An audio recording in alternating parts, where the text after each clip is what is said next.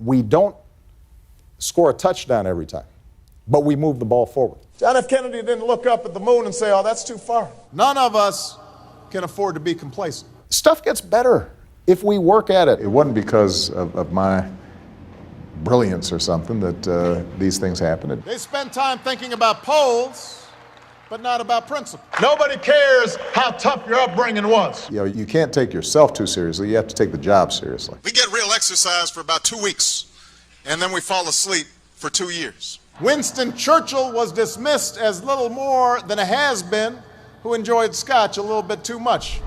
He's the 44th and current president of the United States and the first African-American to hold the office. He's a graduate of Columbia University and Harvard Law School. He was inaugurated as president on January 20th, 2009. He's Barack Obama, and here are his top 10 rules for success. We have looked at a whole slew of problems when we came into office, and we've said, where can we advance the ball down the field each and every time across the board? And we don't score a touchdown every time, but we move the ball forward. Do you feel like you've hit the metrics that you wanted to hit, even within? You're always going to fall short, because if you're hitting your marks, that means you didn't set them high enough. That's what hope is. Imagining and then fighting for and then working for what did not seem possible before. That's leadership. John F. Kennedy didn't look up at the moon and say, oh, that's too far. We can't go. False hopes. Martin Luther King didn't stand on the steps of the Lincoln Memorial and say, go home, everybody. The dream's deferred. False hopes. Y'all need a reality check.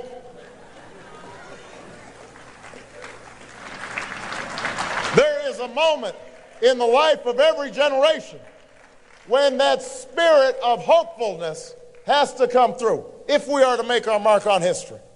We too often let the external, the material things serve as indicators that we're doing well, even though something inside us tells us that we're not doing our best, that we're avoiding that which is hard but also necessary, that we're shrinking from rather than rising to the challenges of the age.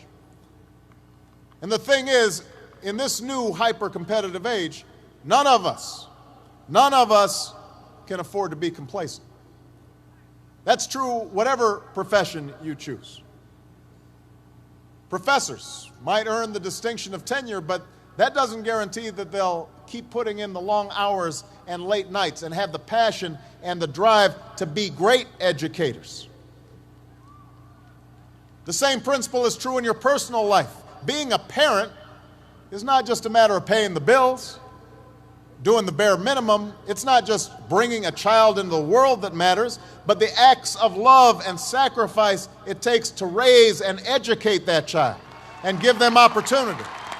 The one thing that I feel deeply about, and this is something I'll feel deeply about when I leave government, is stuff gets better if we work at it and we stay focused on where we're going. It doesn't immediately get all solved. And I warned against this when I was running for office, because everybody had the hope posters and the this and the that, and everybody was feeling like, hey, man, we didn't make those, you made those. No. What are you blaming us? No. That wasn't us. Hold on a second. No, I like the poster. I'm pretty sure that came from you. It was a nice poster.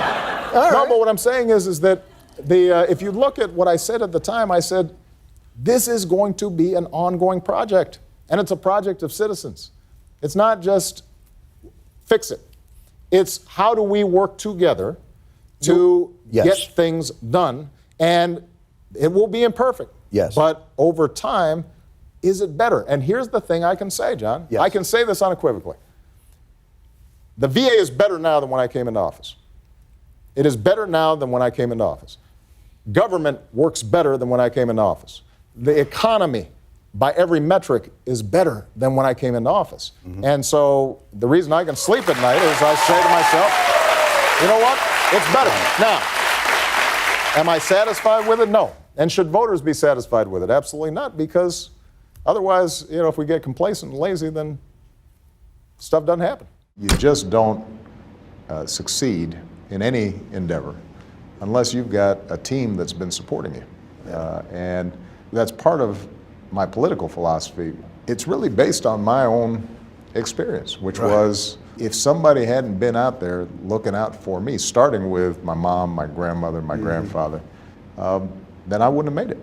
You know, it wasn't because of my brilliance or something that these things happen. It had to do with people investing in you. And so we've got to make sure we're investing in the next generation just like somebody invested in us. I want to highlight two main problems with that old, tired, me-first approach to life. First of all, it distracts you from what's truly important. And it may lead you to compromise your values and your principles and your commitments. Think about it. It's in chasing titles and status, in worrying about the next election rather than the national interest and the interests of those who you're supposed to represent, that politicians so often lose their ways in Washington. They spend time thinking about polls, but not about principle.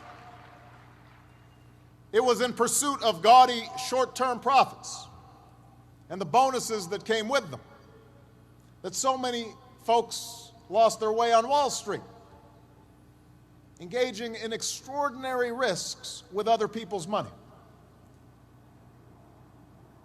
In contrast, the leaders we revere, the businesses and institutions that last, they are not generally the result of a narrow pursuit of popularity or personal advancement, but of devotion to some bigger purpose, the preservation of the Union, or the determination to lift a country out of a depression, the creation of a quality product, a commitment to your customers, your workers, your shareholders, and your community, a commitment to make sure that an institution like ASU is inclusive and diverse and giving opportunity to all.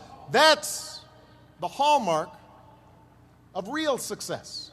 We know that too many young men in our community continue to make bad choices. And I have to say, growing up, I made quite a few myself. Sometimes I wrote off my own failings as just another example of the world trying to keep a black man down. I had a tendency sometimes to make excuses for me not doing the right thing. But one of the things that all of you have learned over the last 4 years is there's no longer any room for excuses.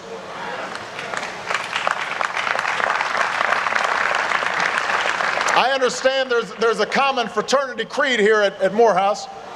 Excuses are tools of the incompetent, used to build bridges to nowhere and monuments of nothingness.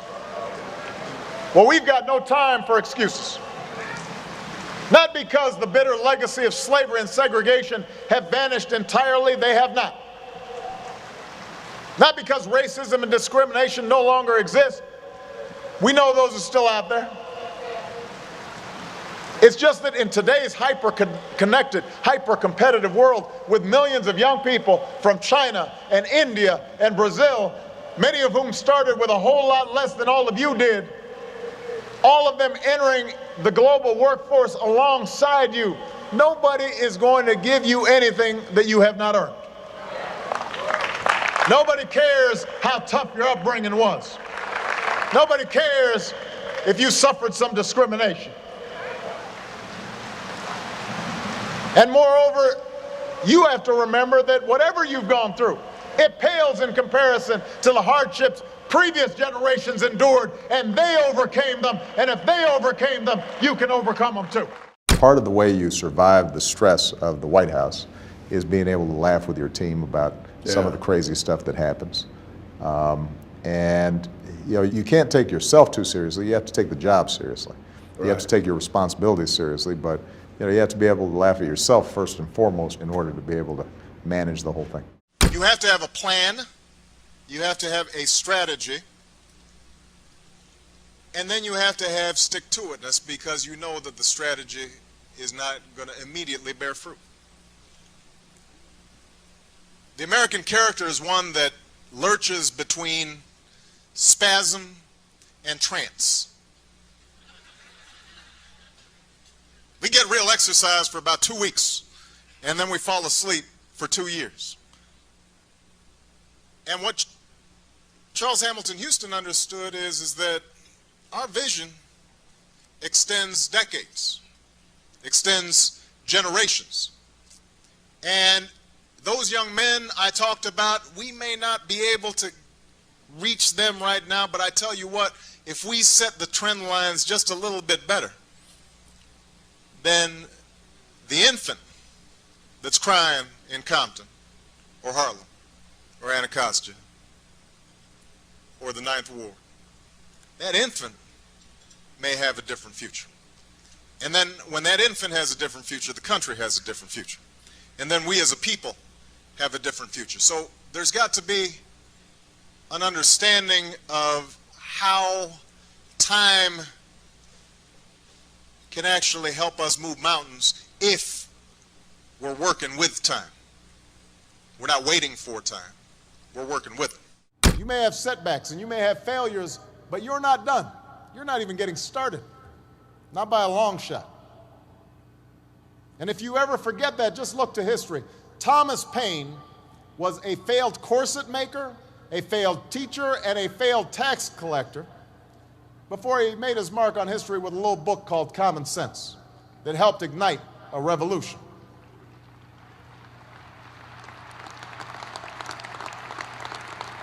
Julia Child didn't publish her first cookbook until she was almost 50. Colonel Sanders didn't open up his first Kentucky Fried Chicken until he was in his 60s. Winston Churchill was dismissed as little more than a has-been who enjoyed scotch a little bit too much before he took over as prime minister and saw Great Britain through its finest hour.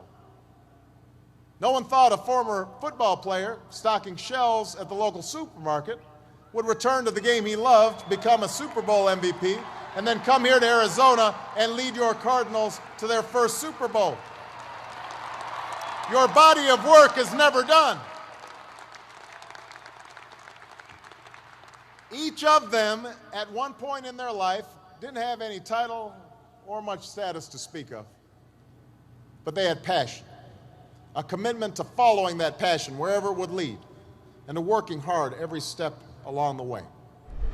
Thank you so much for watching. We made this video because Jerome A. asked us to. So if there's a famous entrepreneur that you want me to profile next, leave it in the comments below and I'll see what I can do. And please let us know which one of the top 10 rules that you like the most. Please leave a comment below and we will join in the discussion. Thank you so much for watching. Continue to believe and we'll see you soon.